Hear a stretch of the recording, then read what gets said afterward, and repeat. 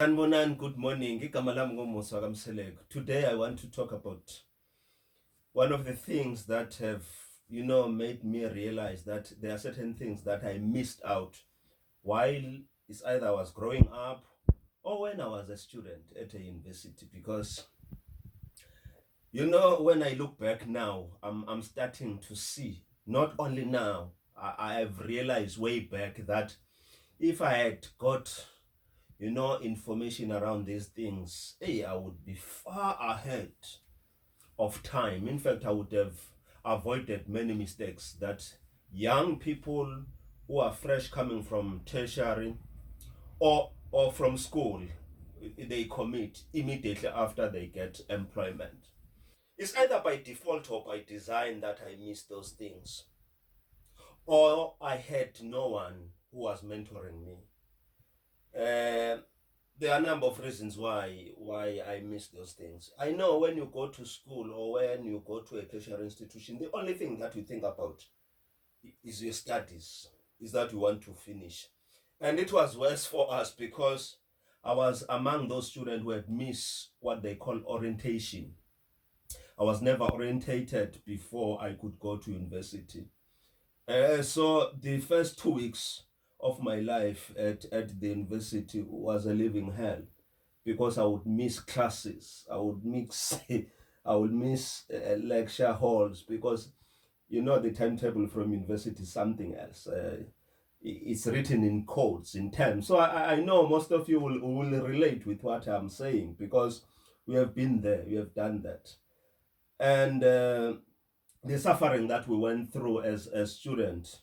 Hence, I have written a book around those things, and I think I still owe South Africans and other people of the world to write a book about what I'm going to be telling you now, which I believe is the most critical part of our lives. Whether we are coming from a rich family or from a poor family, it doesn't matter. The principles are the same. It depends how to apply them. It's either you can choose to apply them correctly or you can choose to ignore them. But it's better if one has told you. There's a book that I think I should have read while I was at university.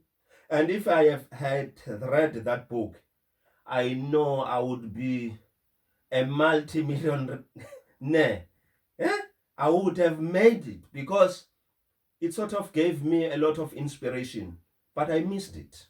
I only read it when I was working after I'd committed a lot of mistakes.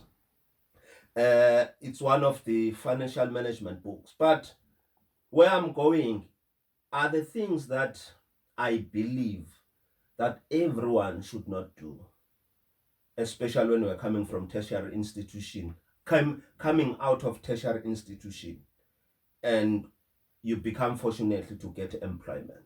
Whether we are coming from high school, getting employment, or in whatever stage of your life where you are a first-time employee.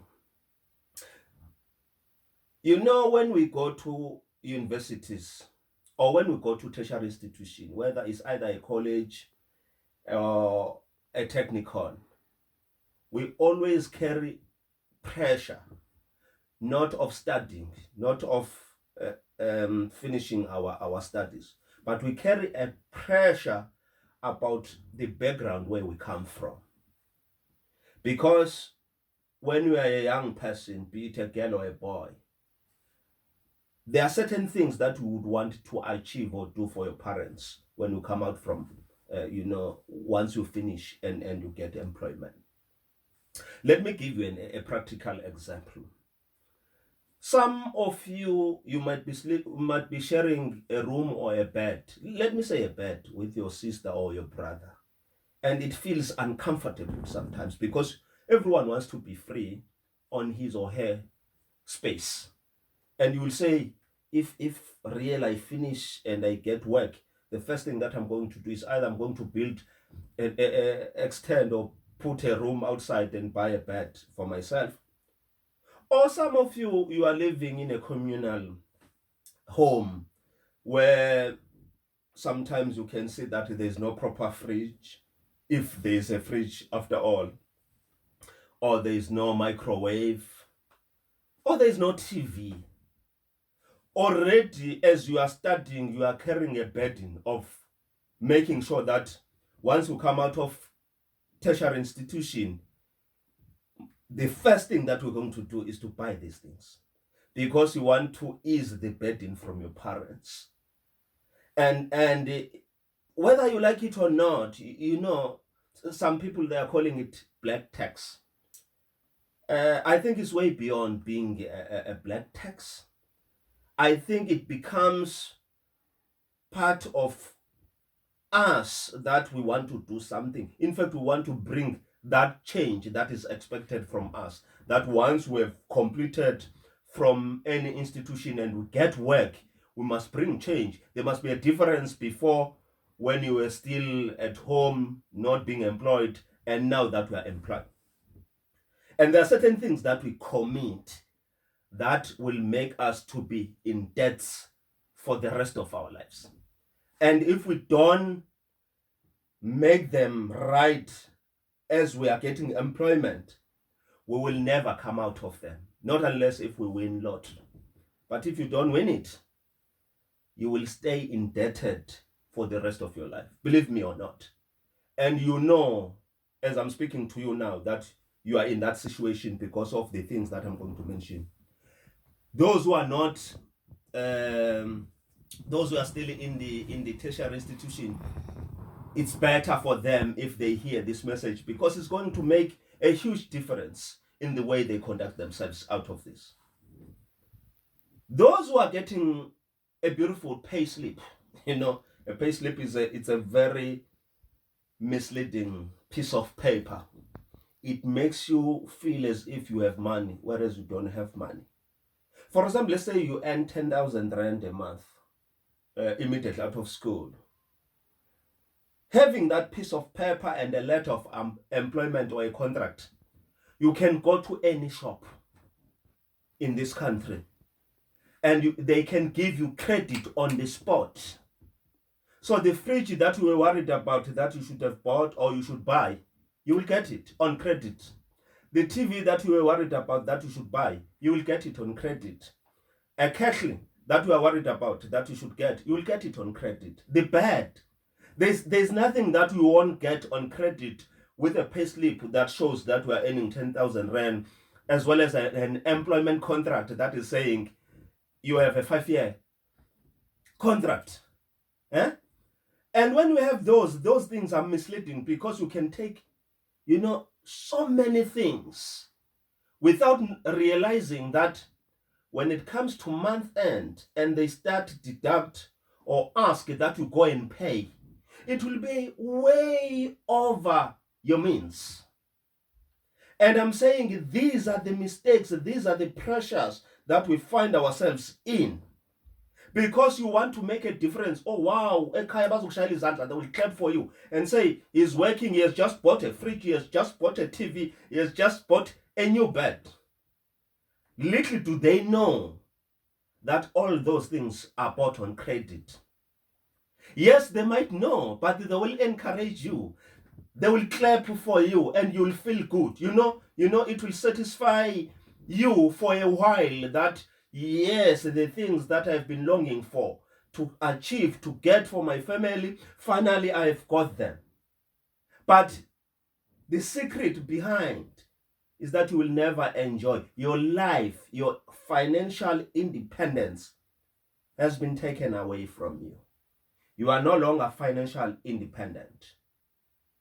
You are indebted to so and so. The worst thing is that something that is costing 2,000 rand, when you buy it on hire purchase, it goes to 5,000 rand. So you are paying for someone else. You are making someone who's already rich to be more richer and richer. And this is what I'm saying, that if I had learned about these things while I was in the institution of higher learning, I would be far better than what I am today. because I would not have committed those mistakes. People from your house or from home, they've been living for a period of 3 years, 5 years without a fridge, and they did not suffocate. They knew that this was within their means. So they were not worried as much as they wanted the fridge, but there was no pressure. But immediately when you get employment, there is so much pressure. Why is that? I'm saying to you, if you can master this, this formula, it's a simple formula. It's not a rocket science. If you are employed and you want to buy any item for your household, okay, fair enough, it's good. But this is what you must do. Instead of buying those things on credit, why don't you save for them over a period of few months? For example, if something costs 3,000 rand, you only need 3 months to save for it. You save 1,000 month in, month out. And once you have that cash as liquid cash, you go and buy it for cash without being on credit. Because when you do that, you gain and restore your financial independence. But once you sell yourself to these creditors, you lose your financial independence. How I wish we are being taught this at school, because it will make us better person. It will make us make informed decision. If ever we want to commit on financial things that needs us to have credit, we will do bigger things, not small things that are going to prevent us from achieving bigger things that we need really to buy them on credit. Can you imagine when you realize sitting down and you become depressed and you lose your humanity because you are financial stress? Anyone that is financial stress doesn't perform very well. I want to tell you that the financial independence is a journey. It's not an easy thing that happens overnight. And if you have an opportunity to make a difference in your life as well as in your family, do it smart. Never buy things on credit. This is my advice to you. There are certain things that you can wait for 5 months. And when you buy them, you know that you bought them cash. You don't owe anyone. Let us try to be smart and beat the system. Because if we don't beat the system is designed to make sure that we never get out of credit. We will always be slaves of other people who have made it in life. And those people will never tell us this truth. You know why? Because as long as we do not do this, they know that they will make money for life. And the money that they are making is for themselves, it's not for us. And this is the sad reality. And I'm saying to you, if you sit down with your family members, particularly those who are giving you pressure, you will make them reason with you. And I know they will reason with you to say, Mama, Daddy, guess what? I want to buy a fridge.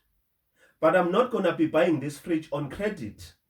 You tell them that once I buy it on a higher purchase, it's going to be over 2 years. Something that I can save for 4 months and get it right. And when I do that, I will be able also to budget for the next thing. And I will never be indebted to anyone else. Because if we don't do these things, let me tell you, we're going to be slaves, not for ourselves, for other people. And it's a sad reality that people can see you walking around thinking that we are rich, but we are not rich. The same goes for us buying clothes on credit. It's the sad reality. Most of you, they smile when they see an SMS written, you've got so much credit from so and so. They mention a shop. And you smile, you said, oh wow, this Christmas time we're going to enjoy ourselves because I've got a 10,000 credit from so and so. Little do you know that the credit we are talking about is going to make you indebted to that particular chain store forever. Let us try to be economical about the things that we do. Because if we don't do that, let me tell you, this is what I've gone through. And I'm saying if I had this discussion, this talk, while I was a student, hey, I would have achieved more, but I didn't. The same thing goes, you know, when we rent spaces, immediately when we are employed for the first time, our mind, it's something else.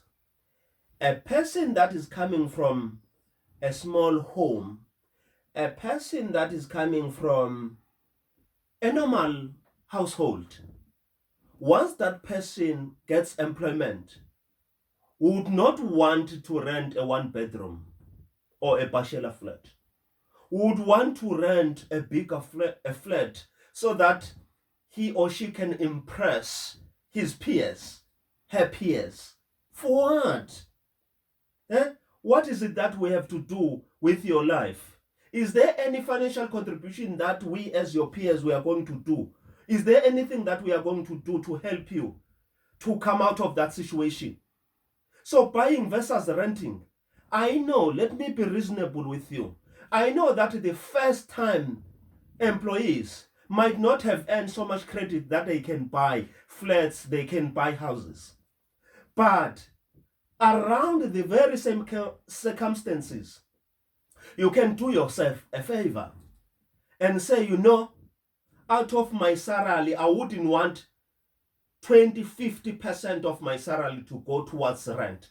Because when you pay someone's rent, you are making that person service his bond, her bond, at your expense. The best that you need to do is to get a tiny, small holding, rental space for yourself, while you are creating a credit that is going to make a financial institution, when they look at you and say, Mr. So-and-so, Mrs. So-and-so, you can qualify now to buy your home house. You can qualify to buy your home rent. Most of you, they get used in renting so much that you feel comfortable that you don't have a need. You don't even desire to own your own property because you think, oh no, I'm renting. It's affordable. No, let me tell you, just rent that piece of a room only for few months or only for a year, because you cannot tell me that you can work for a year if you have done what I have told you, not to get into debts over small things.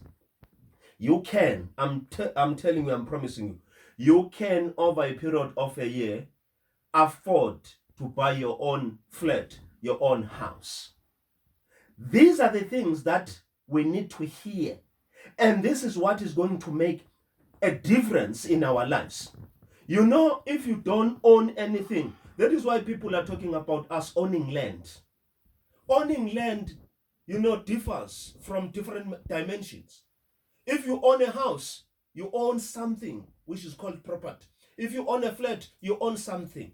But if you choose not to engage yourself in these things, and then you are just satisfied that you have credits on each and every store, let me tell you, you will never achieve financial independence.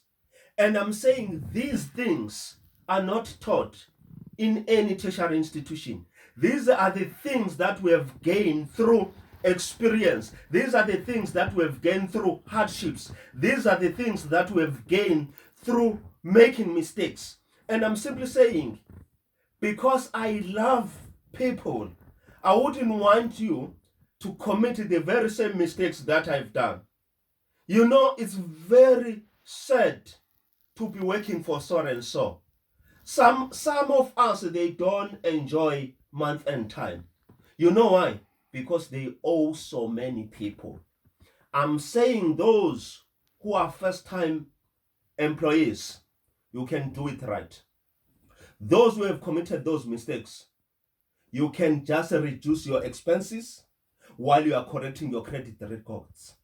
And when you have achieved that, don't repeat the same mistakes. And for those who have saved money, think about owning property. Let me tell you, at some point down the line in your life, it is going to give you financial independence. I thank you.